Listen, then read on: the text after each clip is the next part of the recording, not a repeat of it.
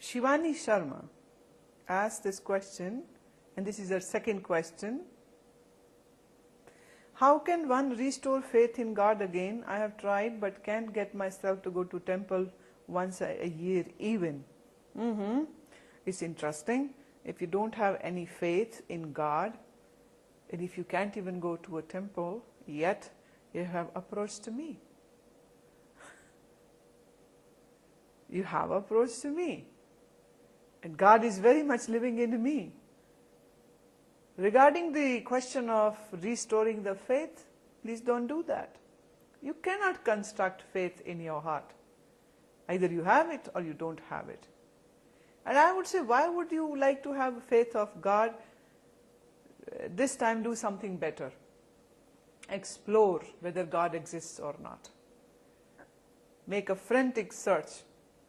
Make a very dedicated search. That all the scriptures and Mahatmas and Gurus are saying that God exists and God loves us. Check their statements. Move in your mind. Move very deep in your mind. And look for the truth, whether that exists or not.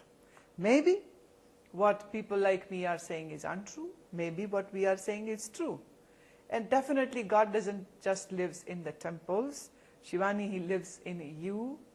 And if you can't find God there in you, you cannot find God in the temples. The temples were meant as a meeting point where the enlightened beings would come and stay. Those walking mystics would take shelter for a few days, and the people would get a chance to have darshan and to have satsang of such sadhus and mahatmas. So temples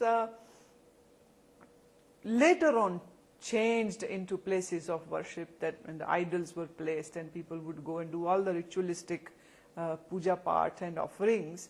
But actually the temples were meant for get-togethers of all lovers of God. They would sing, chant, dance, and with all these wonderful associations, people would grow.